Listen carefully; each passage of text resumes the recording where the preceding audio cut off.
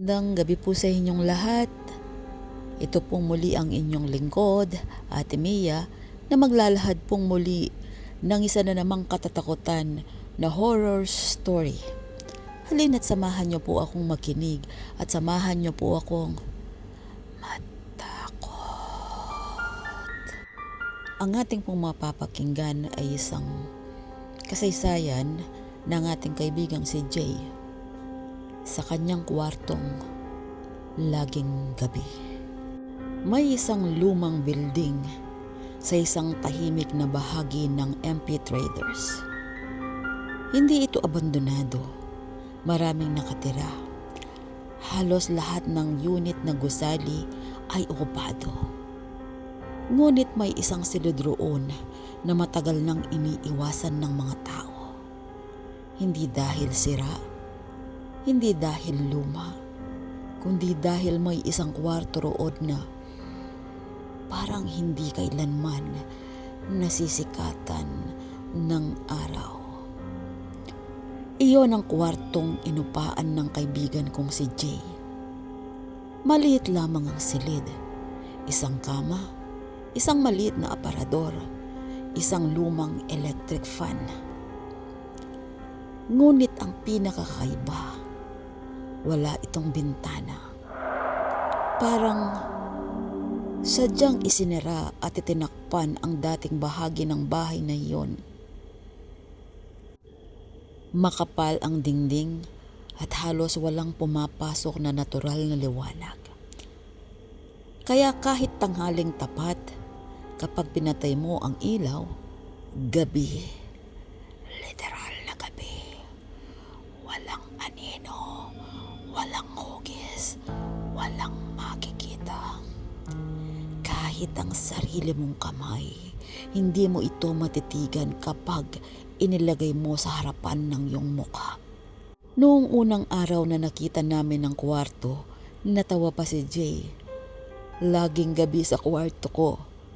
Tawanan pa kami. Akala namin biro lang. Hindi namin alam, hindi pala siya nagbibiro. Nakasanayan na ni Jay ang ganoong kalagayan sa ilang buwan niyang pananatili sa kwartong iyon. Normal na sa kanya ang kadiliman at ang kawalan ng sinag ng araw. Ngunit isang pangyayari ang tuluyang nagpabago ng lahat. Lumipas pa ang ilang araw. Napansin naming nagbago si Jay. Hindi na siya yung gaanong sumasama kapag nagyayaya kaming lumabas.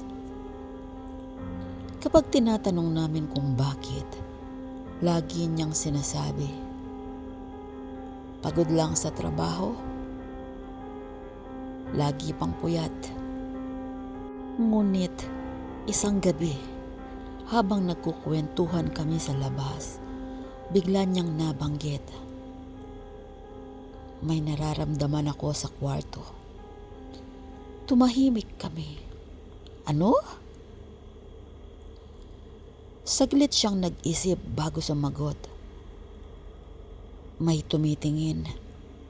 Natawa ang isa naming kaibigan. Baka naman ikaw lang, sobrang dilim kasi doon. Tumango si Jay. Siguro, ngunit hindi kumbinsido ang ekspresyon ng kaniyang mukha.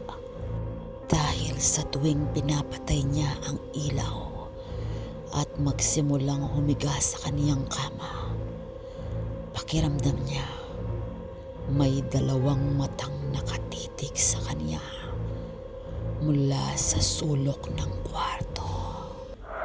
Hindi niya ito nakikita, ngunit ramdam niya parang may presensya.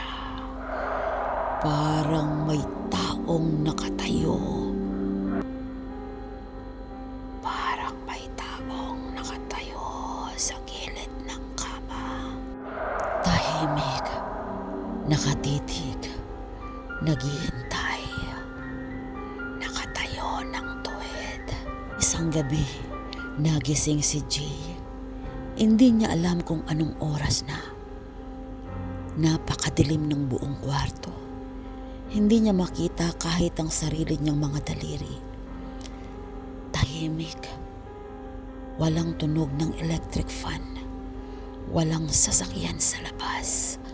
Walang tao sa labas. Wala kahit anong ingay. Hanggang sa bigla, siyang nakaramdam ng matinding lamig. Napakalamig. Hindi ordinaryong lamig. Ano itong nararamdaman ko? Bakit napakalamig sa loob ng kwarto ko? Na para bang binuksan ng freezer sa loob ng kwarto. Nanginginig na si Jay sa lamig. Napahigpit ang hawak niya sa kanyang kumot, pati na rin sa kulambo. Dahil hindi makatulog si Jay nang walang kasamang kulambo. Ito na kasi ang kaniyang nakalakihan. Hindi siya makatulog o makahiga nang hindi kasama ang kaniyang kulambo. At pagkatapos, may lumubog. Lumubog ang bahagi ng kutsyon. Dahan-dahan, parang may isang taong umupo sa tabi ng kama. Dahan-dahan lumulubog ang bahaging iyon. Nanigas si Jay. Hindi siya makagalaw. Hindi gumagalaw. Ni hindi siya humihinga ng malalim. Pinipigil ang kanyang paghinga. Dahil sa kanyang nararamdaman, umaasa siyang isa lamang itong panaginip. Ngunit pagkatapos ng ilang segundo, may naririnig siya.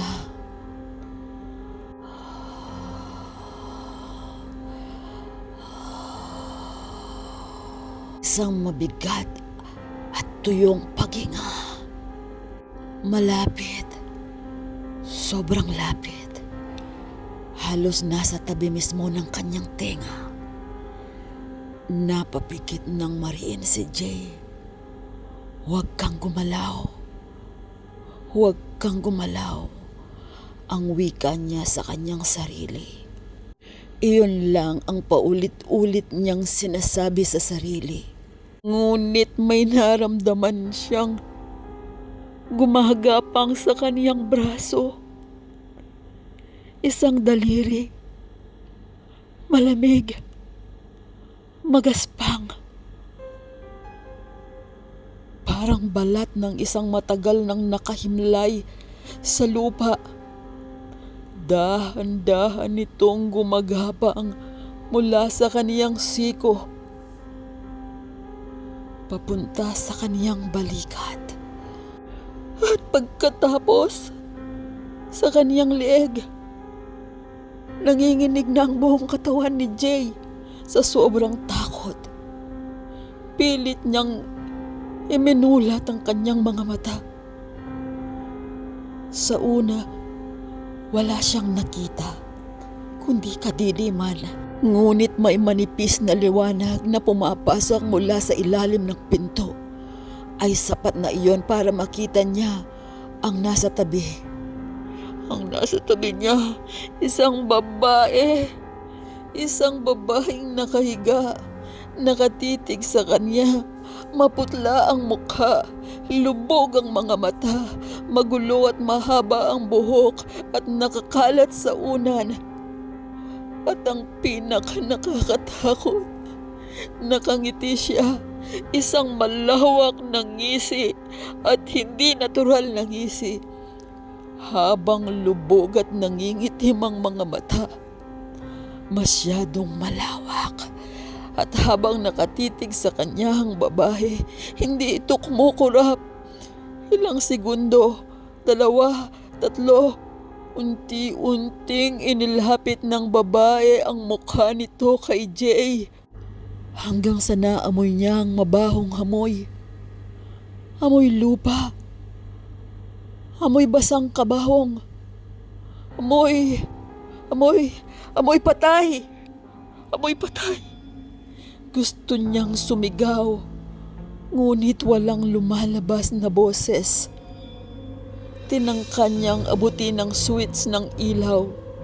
Nasa pader lamang iyon, ilang pulgada ang layo. Iniunat niya ang kamay, ngunit sa bawat paggalaw niya, lalong lumalapit ang mukha ng babae. Hanggang sa halos magkadikit na ang kanilang mga mukha. At doon niya narinig ang unang salita nito. Mahina, halos bulong. Bakit mo ako iniiwan sa dilim? Nanginginig si Jay. Hindi niya alam kung saan nanggagaling ang lakas niya. Ngunit pilit niyang inabot ang switch. Kaunti pa. Kaunti pa. Kaunti pa. Hanggang nag-click. Bumukas ang ilaw. Napapikit si Jay sa biglang liwanag. Pagmulat niya, wala na ang babae. Walang tao sa kama. Walang tao sa saig, walang tao sa sulok. Ngunit hindi pa tapos ang lahat. Dahil nang mapatingala siya sa kisame, may nakita siya. Nakalutang ang babae ng patiwarik, nakangisi ng malawak, at may nakasulat sa kisame. Parang isinulat gamit ang sariwang dugo.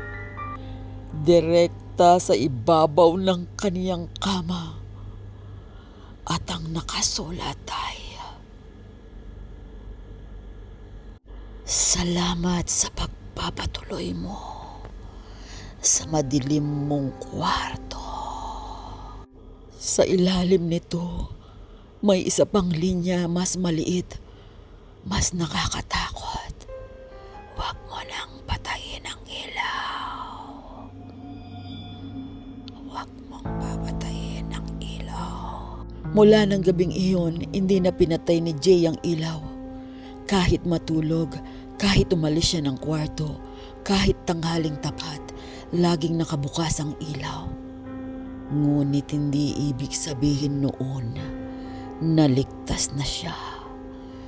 Dahil ilang gabi pagkatapos ng insidente, habang nakahiga siya at nakapikit, may narinig siyang bulong. Napakalapit, direkta sa kanyang tenga. Jay.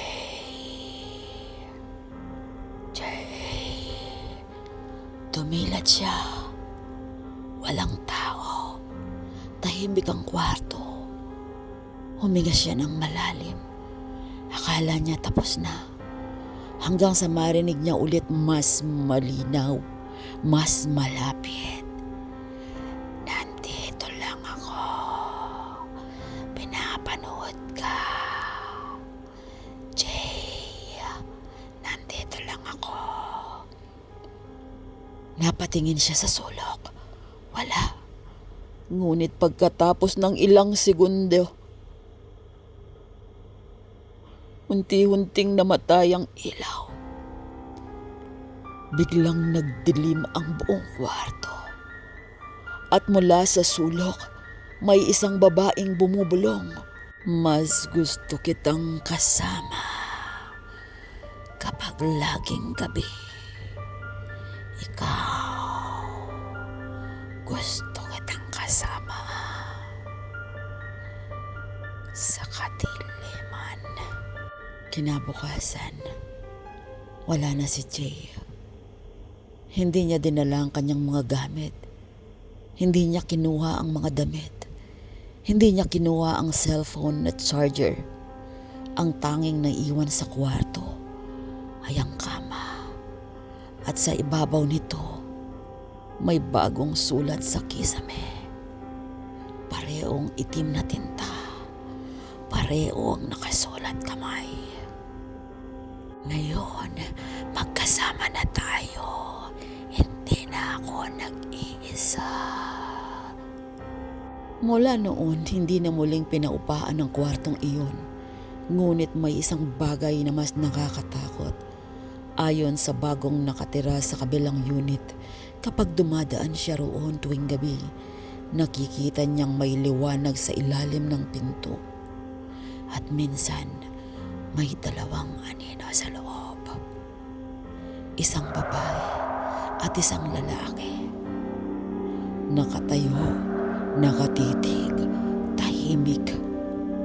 Kapag pinatay ang mga ilaw, may mga boses silang naririnig mula sa loob ng kwartong madilim. Kung ikaw si Jay, ano ang iyong gagawin sa mga sandaling iyon?